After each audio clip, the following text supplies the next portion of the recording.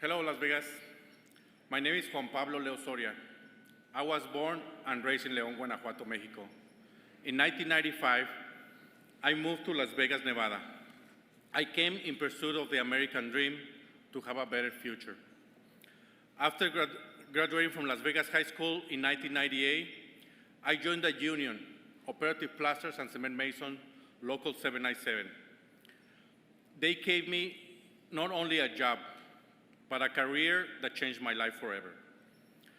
After 4 years of the best apprenticeship program as a plasterer, I became a journeyman. Because of my union, I was able to find work, make a good living, save, and get ahead. But for working Americans like me to have a shot, we need a voice in the White House. We have that voice with President Biden. The president has our backs, has the backs of us workers. And President Biden gets that owning a home is how most of us get a chance to build wealth. He knows that affordable housing is a necessity. That's why I was so happy to learn that the President is continuing to push for more actions to make housing even more affordable for everyone. Thanks to the President's work turning around the economy after COVID, making sure workers get a fair shot, I am proud to say that I am on the market to buy a home.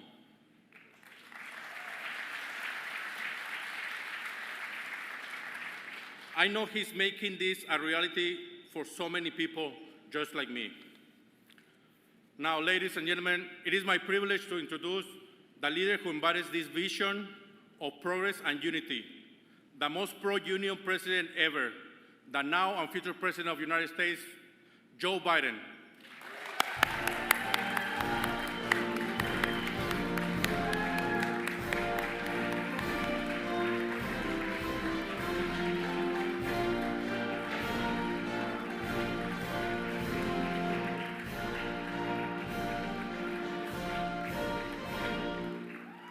Hello, hello, hello. Pablo, thank you for the introduction. I appreciate it. Thanks for sharing your story. You know, you immigrated to America as a teenager, graduated from high school and spent 4 years as a union apprentice, which is like earning a college degree before you became a journeyman. You know, I'm a big pro-union guy. I make no apologies about it. Everybody talks about unions. It's interesting, people who don't understand, they go, well, you know, union. They like to walk in and say, I want to be an electrician, I want to be a plasterer. You got 4 or 5 years of apprenticeship. You earn it, and you deserve it. You help build homes for others and reach their dreams, and now you're in the market yourself to continue your dream. I also met another mother named Latree, Latree Shoe. Where's Latree? Latrice, excuse me. There she is. Who's able to buy her first home with a $15,000 down payment by the American Rescue Plan, which we wrote.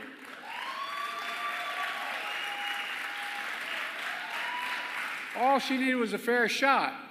She found a good paying union job. She took home ownership classes to raise her credit score. She did her hard work, and now she owns a home in paradise with her 16-year-old daughter, a straight A student. Stand up, kiddo.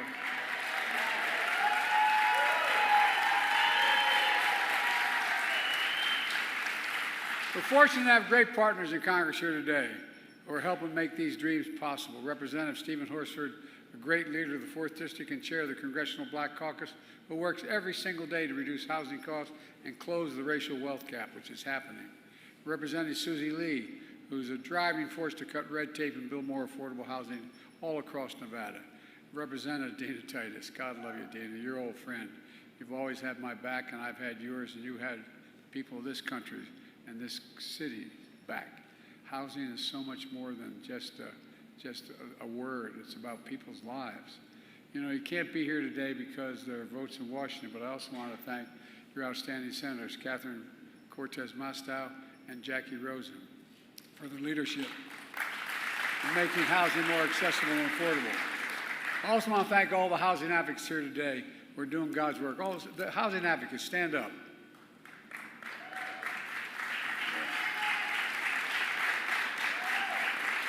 I really mean it. Doing everything. You're doing a great job. And by the way, you know, I won't go into it, I guess, but look, folks, when I came to office, the pandemic was raging and our economy was reeling. Nevada was especially hard hit as tourism took a dive, a gigantic dive. Before I came to office, unemployment had reached 30% here. And we're turning things around today because of the folks I just talked about. And Nevada's created 274,000 jobs, bringing back lost jobs of the pandemic and adding another 129,000 jobs. Things are on the move. Unemployment is down dramatically, with more Nevadans working today than ever before in the history of Nevada. And thousands of cities across all of America are seeing this great comeback story. You know, my American Rescue Plan, which I might add, not a single solitary Republican voted for, provided $350 billion to state and local governments, including funds for every city, county, town, tribe in this state. And your state put that money to good use. You put cops on the beat, teachers in the classroom, kept small businesses on their feet and families in their homes. And that's not all. You can't have the best economy in the world, which we do now, if you don't have the best infrastructure in the world. My predecessor promised, remember, my predecessor kept talking about infrastructure weak for 4 years. We didn't build a damn thing. You all think I'm kidding, I'm not. I proposed and signed the most significant investment in our nation's infrastructure in generations. And now we're going to have an infrastructure decade. So far, 47,000 new projects modernize Americans' roads, bridges, ports, airports, public transit, and so much more is happening, creating jobs now and jobs for the future as well. $3.4 billion in projects right here in Nevada. $3.4 billion.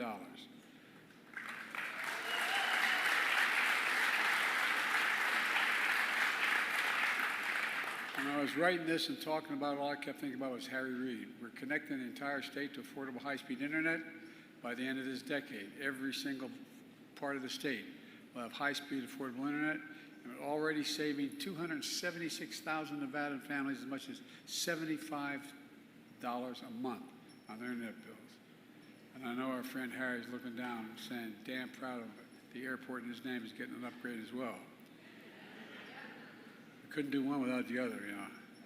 He's so proud of building America's first high-speed rail line that to take folks from Las Vegas to Los Angeles in 2 hours instead of 4. You know, that's going to create 35,000, first major high-speed rail line in America. 35,000 good-paying jobs. Take 3 million vehicles off the road and reduce pollution significantly. It's also taking the most significant, by the way, it's going to cut the time in half. Now, I don't know why anybody want to get to LA in half the time, but I know why y'all won't come here. All kidding aside, it really is incredible. It's a gigantic project, and by the way, it's encouraged California and Central California to build a high-speed rail as well. You know, the idea that we haven't had one single high-speed rail built in America up to now is ridiculous. And so, you know, Chinese have a rail system that goes 130 miles an hour. Anyway, 230 miles an hour, I should say. But look, we're taking the most significant action to fight climate change ever. My policies have attracted $650 billion in private sector investments from companies that are moving clean energy, factories and jobs back here in America where they belong. For example, in Reno, Redwood Materials is going to invest $3.5 billion, $3.5 billion, one of the country's major electric vehicle battery recycling and manufacturing plants, creating thousands of jobs here, thousands of jobs. Tomorrow, by the way, tomorrow in Arizona, we'll be talking about America invented the semiconductor chip, the tiny chips the size of the tip of your little finger, which powers everything from automobiles to smartphones to weapon systems. We invented those chips. We made them better. And then we lost the market because a lot of the corporations said, let's send the jobs overseas where they're cheaper and bring the product home, which is more expensive. We don't do that anymore. We make it here. We keep the jobs here and we send products overseas.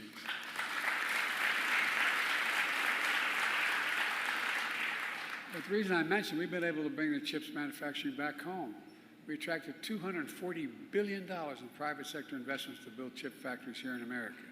And by the way, they're creating tens of thousands of good-paying jobs, both in construction and manufacturing. And the average salary in one of those, they call them fabs, the factories, is $100,000 a year, and you don't need a college degree to get that job. Across the country, folks have filed a record number of new business applications since I took office. The fastest growth of Latino-owned businesses in more than a decade. More black small businesses starting at the highest rate in 30 years. In Nevada, since I came to office, we've seen 195,000 small business applications. And every one of those applications is an act of hope. It's critical because small businesses, the reason I keep talking about small businesses make up half the GDP, half the economy of America. Half of all the economy in America is generated by small businesses. But here's the deal. As more folks move to Nevada for good-paying jobs, we need housing that's affordable. The depth of the pandemic, and in the depth of the pandemic, the American Rescue Plan delivered funds to keep 8 million families in their homes nationwide by preventing foreclosures and evictions. And here in Nevada, we use those funds to keep 50,000 people's rent be able to be paid.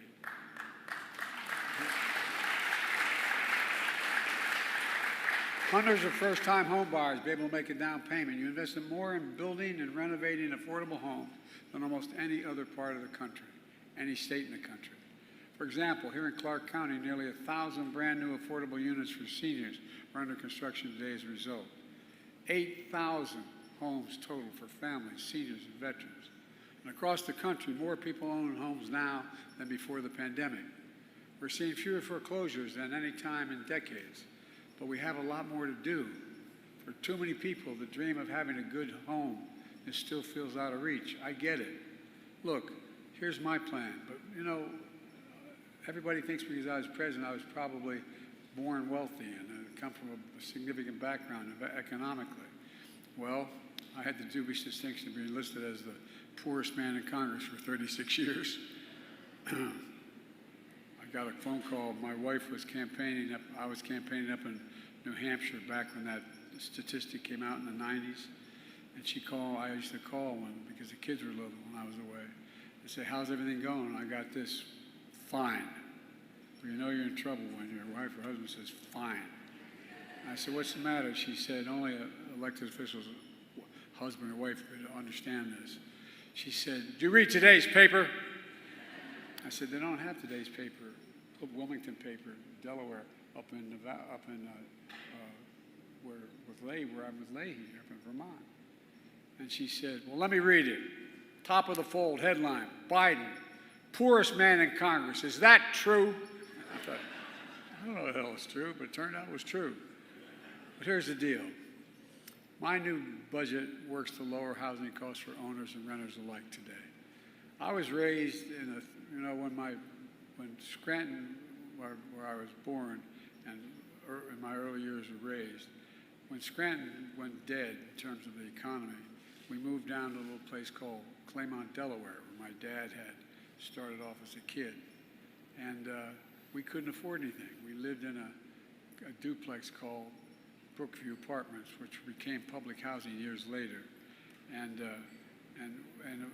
my dad kept trying to figure out how we get the down payment to get the first home. Well, we rented and we saved, he saved, and we were able to buy a 3-bedroom home in a new development because of these areas are building 40 and 50 homes at a shot.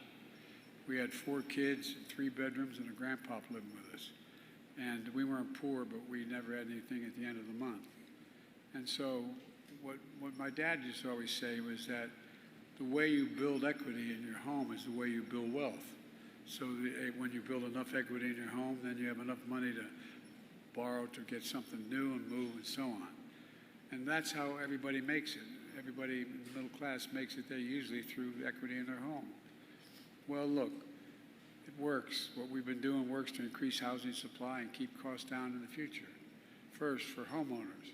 If inflation keeps coming down, and it's predicted to do that, mortgage rates are going to come down as well. But I'm not going to wait. I'm not going to wait. I want to provide an annual tax credit that will give Americans $400 a month for the next 2 years as mortgage rates come down to put toward their mortgage when they buy their first home or trade up for a little more space if they come from a middle-class background. They come from a family that has well under $200,000 or less. We're also making it more affordable to refinance your home by eliminating title insurance fees on federally funded mortgage-backed mortgages. That's going to save folks as much as $1,500. The federal government can afford to do that. In addition, last week, the National Association of Realtors agreed for the first time that Americans can negotiate lower commissions when they buy or sell their home.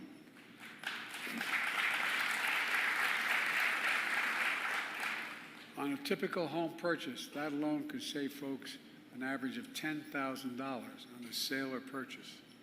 I'm calling on realtors to follow through on lowering their commissions to protect home buyers. And folks, we're also working to end the legacy of discrimination on the basis of home valuations. It's exacerbated, as you know, it's exacerbated a racial wealth gap and held back black and brown families. And it's simply wrong. You know, if a developer came along and built 20 homes on one side of a highway and 20 homes on the other, and the one side had people with black and brown backgrounds, and the same exact home was built in a white neighborhood, guess what? The day you bought that home, that black home was worth 20% less than the white home, or the Hispanic home is worth 20% less. It's wrong. Second, my plan goes to work so we can bring the rents down. My administration is cracking down on big corporations who break antitrust laws by price fixing to keep the rents up. That's how they work it out. Landlords should be competing to give folks the best deal, not conspiring to charge them more.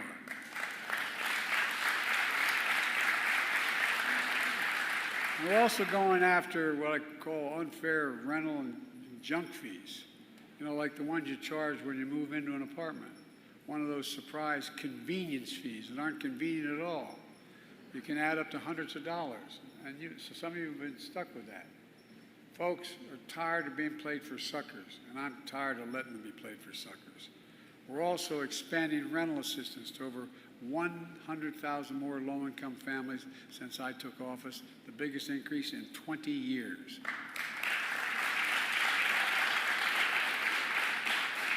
And my new plan would help hundreds of thousands more, including foster kids, as I mentioned earlier, aging out of foster care. So they have to move out, living on their own for the first time. It's also going to help thousands of veterans afford their rent because no one should be homeless in America, especially someone who served this country. And folks, we know affordable housing has been a challenge for a long time. To solve it long term, we have to increase supply because when supply is down, demand is up, costs rise. The bottom line to lower housing costs for good is to build, build, build. And that's why, with the help of your congressional delegation, I've cut red tape so more builders can get federal financing for the new projects. A record 1.7 million new housing units are under construction nationwide right now because of it. In fact, today my administration reported that single-family housing starts are the highest level they've been in nearly 2 years, and my new plan would create 2 million affordable homes, including tens of thousands right here in Nevada. You know, and we're doing this through what they call the neighborhood home tax credit to build or renovate affordable housing. And, you know, and we do it by expanding the bipartisan low-income, it's called the low-income, sorry with all these titles, but that's what these bills are, the low-income housing tax credit to build affordable rental units, which are supported by lenders, builders, families, and housing advocates alike. Look, my plan will also establish an innovative program to help communities build and renovate housing or convert housing from empty office spaces into housing, empty hotels into housing. My plan would provide $8 billion to fight homelessness and move people into homes and off the street. And I'll say it again. In the United States, no one should have to live in the street. No one. Folks, altogether, experts are calling these measures, quote, the most consequential housing plan in more than 50 years. But let me be clear. It's not only my plan, it's fully paid for. And while I'm paying for it, we're also reducing the federal debt at the same time. You know, the Republicans talk about, you know, big tax and Democrats. Give me a break. Come on. I've already cut the federal deficit by $1 trillion since I took office. The last guy increased the deficit by a larger margin than any president in American history in the 4 years he was president.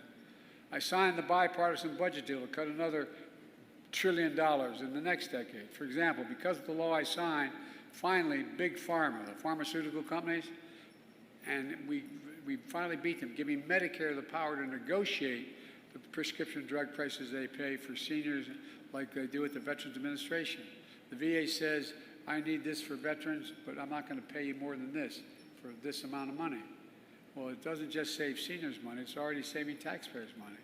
The one thing we've been able to do is when I did that one thing of making sure that you're going to be able to have insulin for $35 instead of $400 a month. Well, guess what? That cut the deficit by $160 billion. $160 billion. And there's a reason for it. Not only saves seniors a lot of money, when I first wrote it, it included everybody. The Republicans knocked out everybody and left the seniors in. They couldn't lose that one. But here's the deal. $160 billion over the next decade because Big Pharma doesn't have to pay out the $400 a month. They're paying out $35 a month to Big Pharma. My plan would double the number of drugs able to be negotiated to save another $200 billion a year. This bill has already been passed. Here's the deal, folks. You know, right now, we cut the deficit by even more by making the very wealthy begin to pay their fair share. But here's the deal. If you're going to deal with Medicare and you want to make sure you're going to be able to save money, well, guess what? Many of you know seniors who have cancer drugs that cost up to $35,000, $15,000 a year, $12,000, $15,000 with all their other costs. Well, guess what? Already passed a law beginning in 2024, January 2025. No matter what the total cost of prescription drug costs for a senior are, they will not have to pay more than $2,000, period. $2,000. It's going to save another $200,000. Anyway, I get really. We drove out to the airport and put you on Air Force One. You said you had a prescription you needed filled, and it was an American company that made it. I'd say, okay, let's fly to Toronto, or to Berlin, or to London, or to Rome, or any major city in America. I'll get you that same prescription filled in those cities for 40 to 60% less than it cost you at a pharmacy here. It's wrong. But look, I'm a capitalist. If you want to make $1 million, great. Just begin to pay your fair share of taxes. In 2020, 55 of the largest Fortune 500 companies made $40 billion in profits. They paid zero in federal taxes. Not anymore. Thanks to the law I wrote and we signed, big companies now have to pay a minimum of 15%, but that's still too little to have to pay in federal. Wouldn't you all trade that? You'd pay 15% instead of what you're paying now. But look, it's time to raise the corporate minimum tax to at least 21%. So every big corporation finally begins to pay their fair share. You know, before the whole thing with COVID, there were 750 billionaires with a B in America. Today there are 1,000. You know what they pay in average? What the average tax for billionaires in America? 8.2% federal tax. Anybody want to trade them with a billionaire tax? I'd take 8.2%. It's far less than the vast majority of Americans pay. No billionaire should pay a lower tax than a teacher, a sanitation worker, a nurse, anybody busting their neck. And that's why I'm proposing, if I'm reelected, we're going to get it done. A minimum tax of 25% for billionaires. That's not even the highest tax rate, just 25%. You know how much that would raise over 10 years? $500 billion in 10 years. $500 billion if they just started to pay that. Imagine what we could do. We could cut the federal deficit even more. We could invest in things that make America great again. Child care, a whole range of things we could do. And we'd all be better affordable child, home care, housing, all of which help families grow our economy. And by the way, every one of these things I propose, I asked the Treasury Department to do a study for me because I'm a pro-union guy, and everybody, I've been the most pro-union president in American history. And here's the deal.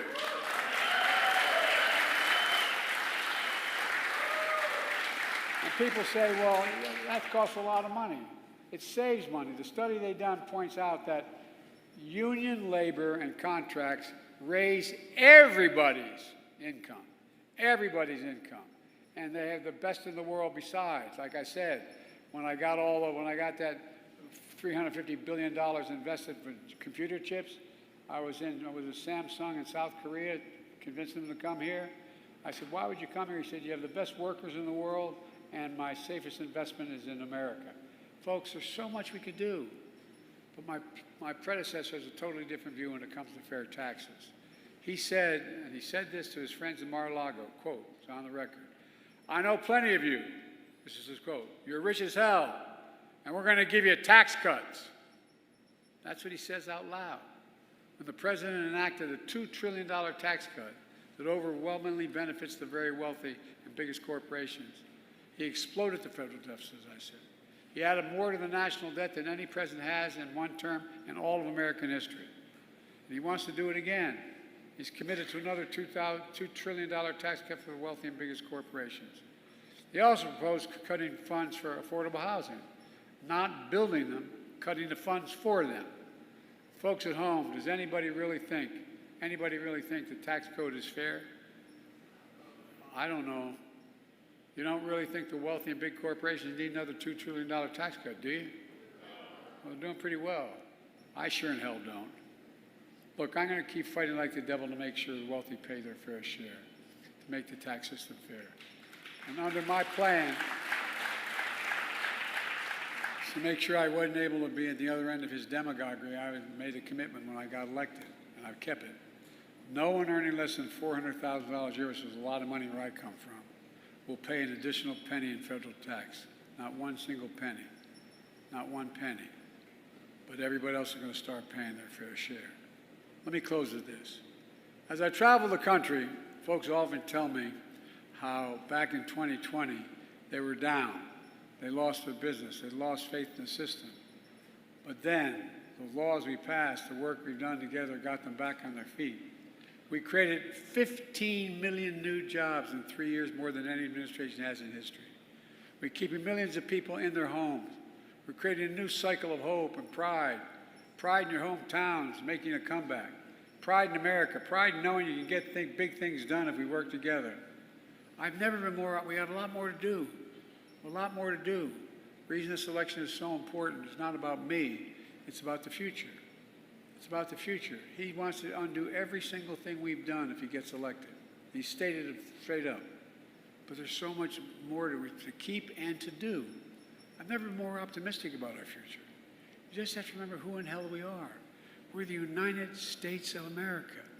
There is nothing, I mean, think about it, nothing beyond our capacity when we work together. We're the only nation in the world that's come out of every crisis stronger than we went in, every time when we work together. And with your help, we're going to get people working together in a way they haven't for decades.